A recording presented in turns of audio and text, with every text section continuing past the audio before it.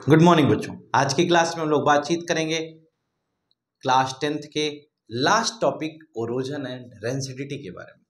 Class 10th के सारे topic एक एक करके पार्ट वाइज हमने आपको चैप्टर पढ़ा दिया है।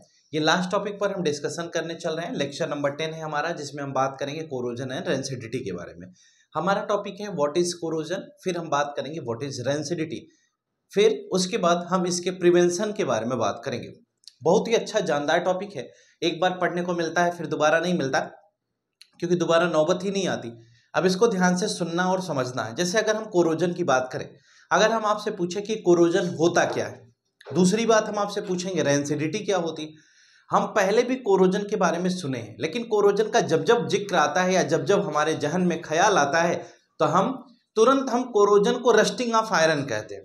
क्या rusting of iron is corrosion? नहीं, rusting of iron is an example of corrosion, यानी जंग लगना कोरोजन का एक एग्जाम्पल है।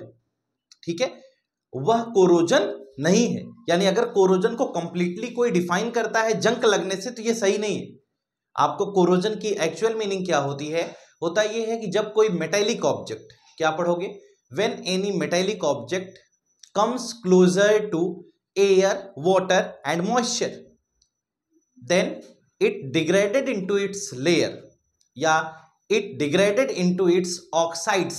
यानी कि जब कोई भी मेटेलिक ऑब्जेक्ट, ठीक है, एयर के कांटेक्ट में आ जाए, वाटर के कांटेक्ट में आ जाए या मॉइस्चर के कांटेक्ट में आ जाए, तो उस मेटेलिक ऑब्जेक्ट की लेयर्स के फॉर्म में उसका ब्रेकडाउन होने लगता है, डिग्रेडेशन होने लगता है। यानी वह मेटेलिक ऑब्जेक्ट अपनी ऑक्साइड का फॉर्मेशन करता है और धीरे धीरे लेयर्स के फॉर्म में वह ब्रेक होना शुरू कर देता है। इस पूरी फिनोमिना को हम क्या कहते हैं? अगर हम इसकी बात करें तो इस पूरी फिनोमिना को हम कोरोजन का नाम देते हैं। कोरोजन का ओवरऑल मीनिंग क्या है?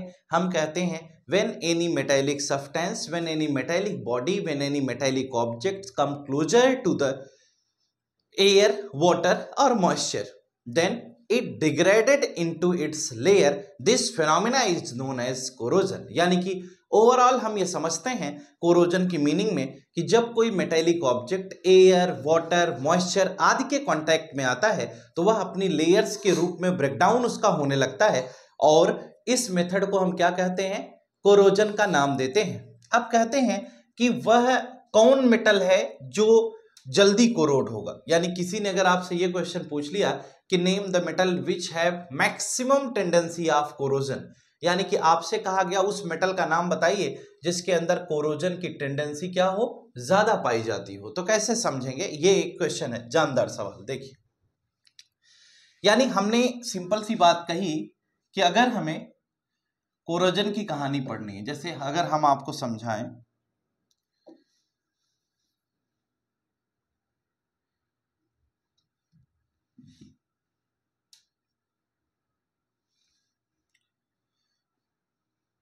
देखिए अगर हम आपको कोरोजन के बारे में बताते हैं तो एक मिनट समझिएगा। सबसे पहले हम डिफाइन करने की बात करते हैं, तो मेटल एयर, वाटर, मॉइस्चर के कांटेक्ट में आएगा तो कोरोड हो जाएगा। ठीक है, यानी कि हम अगर इसको डिफाइन करते हैं तो हम पढ़ते हैं when any metallic object comes closer to the air, water or moisture, then this phenomena is known as corrosion।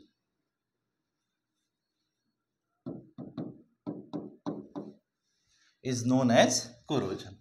कहें हाँ, बात तो सर सही है, लेकिन अब कोरोजन में कहा यह गया कि जो मेटल जितना ज्यादा रिएक्टिव होगा, मेटल की रिएक्टिविटी पर डिपेंड करता है कोरोजन कितना होगा। अगर मेटल बहुत हाईली रिएक्टिव होगा तो उसके अंदर कोरोड करने की क्षमता ज्यादा होगी।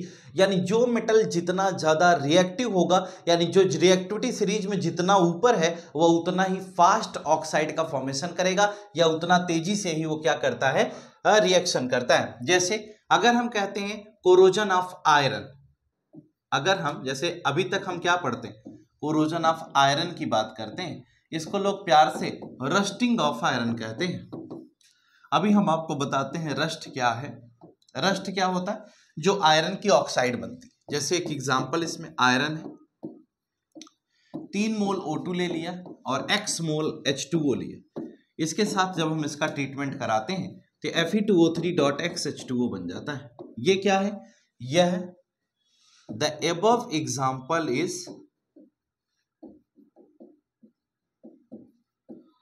Rusting of iron. यही है रस्टिंग ऑफ आयरन। तो रस्टिंग ऑफ आयरन कोरोजन का एक एग्जाम्पल है, ये आपको ध्यान रखना है। यानी कि अगर कहीं पर भी रस्टिंग ऑफ आयरन की बात करेंगे तो वह कोरोजन का एक एग्जाम्पल। जैसे ये आयरन है, आयरन एक मेटल है, इसमें ऑक्सीजन की प्रेजेंस में, वाटर मॉलिक्यूल की प्रेजेंस में जब हमने आयरन को रख दिया तो ऐसी केस में ये Fe2O3.XH2O बनाता है।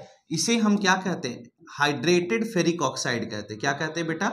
हाइड्रेटेड फेरिक ऑक्साइड कहते हैं। और जो हाइड्रेटेड फेरिक ऑक्साइड बताया गया, इसका दूसरा नाम बड़े प्यार से लोगों ने कहा केमिकल रस्ट भी कहते हैं। क्या कहते हैं? Chemical rust. तो Fe2O3.XH2O, इसको X मतलब नंबर ऑफ मोल की बात की गई, X हमारा नंबर ऑफ मोल है जो पार्टिसिपेट कर रहा है रिएक्शन में। तो हम Fe2O3.XH2O के बेसिस पे से पढ़ते हैं। तो ये हाइड्रेटेड फेरिक ऑक्साइड है और इसका दूसरा नाम क्या हो गया? केमिकल रस्ट हो गया। तो हाइड्रेटेड फेरिक ऑक्साइड और केमिकल रस्ट ये इसके एग्जाम्पल के तहत पढ़ाए गए। अभी तक अगर हम इसमें बात करें तो कभी कभार आज से बहुत समय पहले एक आध दो बार पूछा है व्हाट इज कोरोजन। अदरवाइज बड़ा प्यारा सा सवाल आता है कि what is chemical rust, what is the formula of chemical rust, what is the formula of product obtain during rusting. ऐसा क्वेश्चन आ सकता है। किसी ने कहा क्या ये जो रिएक्शन आपको दिया गया यह रिडॉक्स है?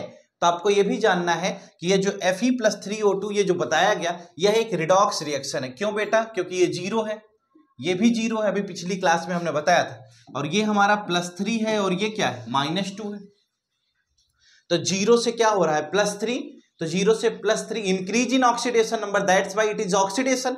वेयर एज जीरो से -2 decrease in oxidation number, that's why it is reduction. यानी कि इसमें ऑक्सीडेशन और रिडक्शन दोनों हो रहा है इसी एक रिएक्शन में, इसलिए यह रिडॉक्स रिएक्शन भी है। अगर कभी एग्जाम में क्वेश्चन आ जाए कि rusting of iron is an example of redox reaction, if yes then illustrate it, तो आप इस तरह से इंक्रीज इन ऑक्सीडेशन नंबर और डिक्रीज इन ऑक्सीडेशन नंबर के बेसिस पर आप उसे आसानी से समझा सकते हैं। तो ये भी आपको मालूम होना चाहिए। चलिए आगे चलते हैं। अब आते ही बात प्रिवेंशन, यानी अगली बात आती है कि अगर कोई ऑब्जेक्ट कोरोड हो गया है, कोई मेटालिक सब्सटेंस ही कोरोजन में पार्टिसिपेट करेगा।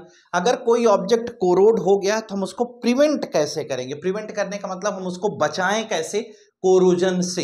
यानी कि किसी ऑब्जेक्ट में अगर कोरोजन हो रहा है, उसमें जंक लग रहा है, तो हम ऐसा क्या करें कि उसको कोरोड होने से बचा दें। जैसे हमारे यहाँ दरवाजे लगे होते हैं, बहुत सारे यूटेंसिल्स हैं, हम क्या करते हैं जब उस पर जंक लगने की संभावना देखते हैं या नया खरीद के ले आते हैं तो पहले रेड ऑक्साइड मार देते हैं, उसके बाद हम उस पर क्या करते हैं? पेंट कर देते हैं, है ना। पेंट क्यों करते हैं? पेंट करने पर वाटर के मॉलिक्यूल जब उसके कांटेक्ट में आएंगे बेटा, तो पेंट करने की वजह से वह उसके साथ रिएक्ट नहीं कर पाते, क्योंकि पेंट एक लेयर का फॉर्मेशन कर लेता है, जिसकी वजह से जब कोई भी वाटर की ड्रॉपलेट उसके कांटेक्ट में आएगी तो वो आसानी से सरक के नीचे चली आती है। यानी मेटल के डायरेक्ट कांटेक्ट में वह वाटर के मॉलिक्यूल या मॉइस्चर, एयर नहीं आ पाती है, इसलिए हम उसे कोरोड होने से बचा लेते हैं। लेकिन एक छोटा सा सवाल ये भी है कि कभी देखो किसी मेटल पर रस्ट हो जाए, यानी कि जैसे लोहा है उस पर रस्टिंग हो गई हो, जंक लग गया हो, कहते मूर्छा खा गया है ना, कहते। तो हम क्या करते? पहले उसको रगड़ के कायदे से साफ करते हैं। जब हम जंक को, जो उसमें रस्टिंग हुई थी, उसको जब हम साफ कर लेते हैं, उसके बाद हम क्या करते हैं? हम उसके बाद फिर paint, grease, oil, galvanization, electroplating जैसे तमाम मेथड्स का यूज करते हैं। और हम उसको रगड़ करके साफ क्यों करते हैं? क्योंकि हम जो ऑक्साइड का फॉर्मेशन हुआ है उसका रिमूवल पहले कराते हैं, कि जिससे कहीं ऐसा ना हो कि पेंट लगा देने के बाद अंदर अंदर फिर से रस्टिंग स्टार्ट रहे या कोरोजन चलता रहे। कभी कभी ऐसा होता है कि हम अच्छे से साफ सफाई नहीं करते और उसके ऊपर से ही पेंट मार देते हैं। हमें लगता है कि हम बहुत अच्छा काम किए, लेकिन अगर आप उस आयरन ऑक्साइड का रिमूवल नहीं करेंगे, जैसे आपके घर में एक दरवाजा, ठीक है, उस दरवाजे में लग गया जंग, ठीक है, यानी कि रस्टिंग की फिनोमिना हो गई। अब आप क्या करना चाहिए, आपको चाहिए था कि आप उस पर पहले क्या करते, पहले उसको रगड़ करके अच्छे से साफ कर देते, लेकिन आपने उसे साफ नहीं किया। ऐसी सिचुएशन में आपने डायरेक्टली क्या किया, उस पर पेंट मार दिया। आप अंदर अंदर मन मन खुश है कि हमारा काम हो गया, हमें ज्यादा मेहनत नहीं पड़ी। बेटा मेहनत तो अभी थोड़े दिन में पड़ने वाली है। क्यों? क्योंकि जब आपने उसके ऊपर पेंट मार दिया तो कुछ समय के बाद वो रस्टिंग की जो फिनोमिना कोरोजन की चल रही थी वो अंदर अंदर चलती रहेगी और धीरे धीरे करके पपड़ी छोड़ देता है। यानी कि आप देखेंगे तो वो जो मेटेलिक बॉडी होगी वो पपड़ी छोड़ देती है, यानी कि उसकी ऑक्साइड का फॉर्मेशन होता है और वह मेटल से अलग होती है, डिग्रेड होती है और फिर वह टूट कर बाहर निकलती है। पेंट बेचारा ऊपर पड़ा रहता है, वह भी उसी पपड़ी के साथ में बाहर निकल जाता है। तो पेंट भी खराब हो गया और मेटेलिक ऑब्जेक्ट भी खराब हो गया, आपकी मेहनत भी खराब हो गई। इसलिए ध्यान दें, जब कभी भी ऐसे कोरोजन की केस हो तो पहले उसे रगड़ करके उसकी ऑक्साइड को हटा लें, फिर उसके बाद हम क्या करते हैं, उसके प्रिवेंशन मेथड को अप्लाई करते हैं। देखिए, अगर हम प्रिवेंशन की जो कहानी आपको समझा रहे थे कि हम उसको प्रिवेंट कैसे करेंगे, बचाएंगे कैसे, जरा सुनिएगा। प्रिवेंट करने का जो तरीका था वो हम आपको समझा रहे हैं। अगर हम प्रिवेंशन पे और आगे बात करेंगे तो अगली बात हमारी क्या होती है, सबसे पहला होता है बाई ऑयलिंग। गाड़ी की चेन आप देखे होंगे, उसमें क्या करते हैं हम, बीच बीच में उसको सर्विसिंग के लिए देते हैं तो क्या करता है, ऑयलिंग कर देता है। उसकी ऑयलिंग करने की वजह से उसमें जंक नहीं लगता, मूर्छा नहीं लगता, जिसे साफ शब्दों में कहते हो। अदरवाइज चलती गाड़ी की चेन वीक होकर के कहीं भी टूट सकती थी, लेकिन कभी भी देखिए चेन कितनी भी पुरानी हो जाती है लेकिन उसमें मूर्छा नहीं लगता, जंक नहीं लगता, क्योंकि उसको कोरोड नहीं हुई। दूसरी बात, बाई पेंटिंग। पेंटिंग एक ऐसा मेथड है जिसमें हम पेंट को लगा करके क्या कर सकते हैं, एक लेयर का फॉर्मेशन कर लेते हैं, कोटिंग करा देते हैं, जिसकी वजह से कोई भी सब्सटेंस यानी कि एयर, वाटर, मॉइस्चर उसके कांटेक्ट में नहीं आता और हम उसे प्रिजर्व कर लेते हैं। तीसरा मेथड है बाय ग्रीसिंग। अगर हम ग्रीसिंग की बात करें तो ग्रीस क्या होता है, ग्रीस के बारे में भी आपने सुना होगा, पेट्रोलियम के अंतर्गत ये भी आता है और यह एक ऐसा सब्सटेंस है जिसको लगा करके हम एक लेयर का फॉर्मेशन करते हैं और इस मेथड से भी हम क्या कर सकते हैं, इस मेथड से भी हम कोरोजन को बचा सकते हैं। तीसरे के बाद चौथा मेथड है जिसको बोलते हैं बेटा बाई गैल्वेनाइजेशन। क्या बोलते हैं, गैल्वेनाइजेशन। गैल्वेनाइजेशन एक ऐसा मेथड है जिसमें हम जिंक की कोटिंग करते हैं, जिंक की क्या करते हैं, कोटिंग कर देते हैं मेटल पे। जिंक की कोटिंग कर देने से क्या होता है कि वह मेटल डायरेक्ट पार्टिसिपेट नहीं करता रिएक्शन में, क्योंकि मेटल के ऊपर एक लेयर जिंक की पड़ी है और जिंक के अंदर यह टेंडेंसी होती है कि जो उसकी ऑक्साइड बनती है वह एसिड और बेस दोनों से रिएक्शन करने की क्षमता रखती है। जिंक ऑक्साइड एक एम्फोटेरिक ऑक्साइड कहलाती है, इसलिए हम जिंक की कोटिंग कर देते हैं। चौथे के बाद पांचवा हम कहते हैं बाई इलेक्ट्रोप्लेटिंग। ये भी एक जानदार मेथड है। इलेक्ट्रोप्लेटिंग एक ऐसा मेथड है जिसमें हम एक मेटल के ऊपर किसी दूसरे सब्सटेंस की, किसी दूसरे मटेरियल की क्या करते हैं, कोटिंग करते हैं, लेयर चढ़ा देते हैं। जैसे आप तमाम यूटेंसिल्स देखते हैं, कहते हैं कि देखिए आप देखते होंगे, कहते हैं जैसे आजकल हम ज्वेलरी जो भी यूज करते हैं घरों में, आप उस ज्वेलरी के बारे में अगर देखिए तो उसमें क्या होता है, वो ज्वेलरी तो रहती है लोहे की बनी, ठीक है, लोहे की हो सकती है या किसी और मटेरियल की हो सकती है, लेकिन उस पर क्या होता है, सोने का पानी चढ़ा देते हैं। कहते हैं ना सोने का पानी, तांबा का पानी, ऐसे करके लोग बोलते हैं। चांदी का पानी चढ़ा हुआ, और पानी जो चढ़ा होता है वो कुछ समय के बाद वो पानी उतर जाता है ना। जब वो पानी उतर जाता है तो उसके बाद क्या समझ में आता है, वो उसकी हकीकत दिखाई देना शुरू हो जाती है। तो ये जो कहानी आप पढ़ते हैं इसी को इलेक्ट्रोप्लेटिंग कहते हैं। इलेक्ट्रोप्लेटिंग एक ऐसा मेथड होता है जिसमें हम इलेक्ट्रोलिसिस वाला जो पार्ट पढ़े थे ना वैसे ही कराते, कैथोड एनोड ले लेते हैं, ठीक है, इसमें सॉल्यूशन फिल कर देते हैं और उसके बाद आयंस का मूवमेंट होता है, किसी एक प्लेट पर जाकर चढ़ जाता है। इस प्रकार से हम क्या करते हैं, इलेक्ट्रोप्लेटिंग का यूज करते हैं, ठीक है। क्रोमियम, टिन, इन सभी की प्लेटिंग हमारे सिलेबस में है।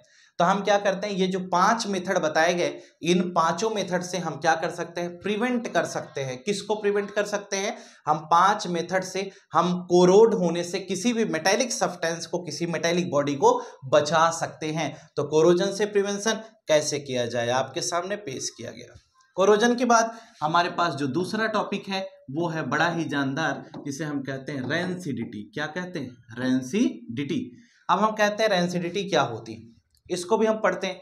हम कहते हैं रेंसिडिटी का मतलब होता है बेटा व्हेन एनी ऑयली और fatty food substance comes closer to the contact of oxygen, यानी जब कोई ऑयली या फैटी फूड मटेरियल अगर ऑक्सीजन के कॉन्टैक्ट में आता है तो उसका टेस्ट और उसका स्मेल दोनों बदल जाता है। यानी कि जब कोई भी फैटी या ऑयली फूड सब्सटेंस ऑक्सीजन के कांटेक्ट में आता है तो उस फूड सब्सटेंस का टेस्ट और स्मेल दोनों बदल जाता है, और जब उसका टेस्ट और स्मेल बदल जाता है तो ऐसे फूड को हम रेंसिड फूड कहते हैं और इस फिनोमिना को हम रेंसिडिटी कहते हैं। यानी हम ओवरऑल समझते क्या हैं, हम ये कहते हैं when any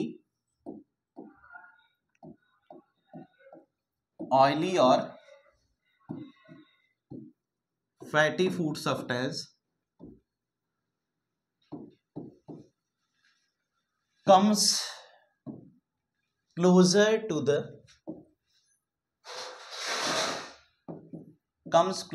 the oxygen, then its taste and smell become changed.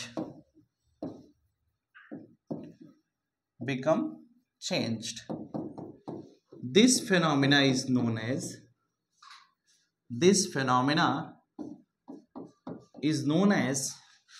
Rancidity. इस फिनोमिना को हम क्या कहते हैं, रेंसिडिटी कहते हैं। यानी जब कोई ऑयली या फैटी फूड सब्सटेंस अगर किसके कांटेक्ट में आ जाए, comes closer to the oxygen, यानी कि अगर यह ऑक्सीजन के कांटेक्ट में आता है तो ऐसी सिचुएशन में इसका टेस्ट और स्मेल दोनों बदल जाता है। इस फिनोमिना को हम क्या कहते हैं, रेंसिडिटी कहते हैं। यानी कि कुल मिलाकर हम ये कहते हैं व्हेन एनी ऑयली और fatty food substance comes closer to the contact of oxygen, यानी अगर कोई भी ऑयली तेल मसाले यानी कि फैट से बना हुआ कोई भी मटेरियल अगर आ जाता है किसके कांटेक्ट में बेटा, तेल या फिर फैटी फूड सब्सटेंस, ऑयली या फैटी फूड सब्सटेंस कभी भी जब ऑक्सीजन के कांटेक्ट में आता है तो उसकी टेस्ट और उसकी स्मेल दोनों बदल जाती है। जब उसका टेस्ट और स्मेल दोनों बदल जाता है तो ऐसी केस में उस फूड को हम क्या कहते हैं, रेंसिड फूड कहते हैं। यानी जो फूड है उसका रेंसिड फूड कहते हैं और इस फिनोमिना को हम क्या कहते हैं, रेंसिडिटी कहते हैं। जैसे कोई भी भोजन है ऑयली या फैटी फूड सब्सटेंस है वो खुला रख दिया जाए कुछ समय के लिए तो ऑक्सीजन के कांटेक्ट में रहेगा तो उसका स्मेल भी बदल जाती है, सूंघने पर भी पता चलता है कि खराब हो गया, टेस्ट भी। जैसे दाल है, दाल को अगर आप क्या करते हो, दाल को रख देते हो ऐसे ही खुले में तो दाल क्या होती है, सुबह की बनी दाल शाम को अगर आप सूंघ करके देखेंगे तो उसकी स्मेल में भी परिवर्तन होगा, टेस्ट में भी परिवर्तन होगा, तो टेस्ट और स्मेल खराब हो गई ना। इसी को हम रेंसिडिटी के अंतर्गत पढ़ते हैं। अब कहते हैं कि रेंसिडिटी तो ठीक है लेकिन सर रेंसिडिटी से बचाएं कैसे, यानी कि अगर कोई भी फूड सब्सटेंस है हम उसे 2-4 दिन चलाना चाहते हैं, यानी कि आज बना लिए पूड़ी और हम सफ़र में ले जाना चाहते हैं उसे, सफ़र में ले जाने का मतलब हम कहीं बाहर जा रहे हैं तो हम सोचते हैं कि इस पूड़ी को हम ऐसे रखें कि हम इसे 2 दिन 3 दिन खा सकें। तो ऐसी सिचुएशन में उस पूड़ी को कैसे खाया जाएगा, आप उसको अगर केप्ट करके रखेंगे जहां ऑक्सीजन न पहुंचे, यानी कि उसे टिफिन में हम बंद करके क्यों रखते हैं, टिफिन में इसलिए बंद करके रखते हैं कि वो ऑक्सीजन से बची रहे, क्योंकि जब वह ऑक्सीजन के कांटेक्ट में आएगा तभी वह भोजन खराब होता है। जैसे आप एक रोटी ले लीजिए, रोटी को किसी टिफिन में बंद करके रखेंगे तो उसके क्या होता है, खराब होने की संभावनाएं कम होती है। जबकि उसी रोटी को आप क्या करें, थोड़ा सा मॉइस्चर के कांटेक्ट में रखिए, ऐसी केस में उसमें फफूंद लग जाएंगे। फफूंद लगने का मतलब क्या होता है, उसमें फंगस जनरेट हो जाएगी। तो कुल कहानी क्या है, ये इसी की आपको समझाई जा रही है, इसलिए इसे रेंसिडिटी के अंतर्गत हमने जो बताया आपको बता दिया। अब हम कहते हैं रेंसिडिटी से बचाया कैसे जाए भोजन को, यानी क्या किया जाए तो हम भोजन को रेंसिडिटी से बचा सकते हैं। हम कहते हैं बाय यूजिंग एंटीऑक्सीडेंट्स। बेटा एंटीऑक्सीडेंट्स में क्या होता है, एक BHA होता है और एक BHT होता है। कहते हैं ये 2 ऐसे एंटीऑक्सीडेंट हैं, इनको यूज करके हम भोजन को क्या कर सकते हैं, खराब होने से बचा सकते हैं। तो BHA का मतलब होता है ब्यूटाइलेटेड हाइड्रोक्सी, A मतलब एनिसोल, और इसका मतलब होता है ब्यूटाइलेटेड हाइड्रोक्सी, और T मतलब होता है टोलुइन। ये क्वेश्चन कई बार एग्जाम में आ गया है क्या पूछा जाता है, right the name of 2 antioxidants, यानी अगर भोजन में इसको मिला दिया जाए, तो जब भोजन में हम इसको मिला देते हैं तो इसके मिला देने से होता क्या है, भोजन के अंदर ऑक्सीजन का इन्वॉल्वमेंट नहीं हो पाता। जब फूड सब्सटेंस के अंदर ऑक्सीजन का इन्वॉल्वमेंट नहीं हो पाता है तो वह फूड हमारा प्रिजर्व फॉर्म में रहता है, यानी वह भोजन हमारा खराब नहीं होता। यानी कि हम ऑक्सीजन के इन्वॉल्वमेंट को जब रोक देते हैं तो ऐसी केस में, ऐसी सिचुएशन में वह भोजन खराब नहीं होगा। तो ये एंटीऑक्सीडेंट का यूज करके हम भोजन को बचा सकते हैं। जैसे ढाबा उबा पे जो आप खाना खाने जाते हैं उसमें ये एंटीऑक्सीडेंट मिलाए जाते हैं। एंटीऑक्सीडेंट्स के यूज से क्या होता है, भोजन में ऑक्सीजन का इन्वॉल्वमेंट नहीं हो पाता, जिसकी वजह से हम क्या करते हैं, हम उसे प्रिजर्व करके रख सकते हैं। दूसरा मेथड है बाय यूजिंग रेफ्रिजरेटर। आपके घर में फ्रीज होगा, है ना, वहां पर भी ऑक्सीजन का इन्वॉल्वमेंट नहीं होता,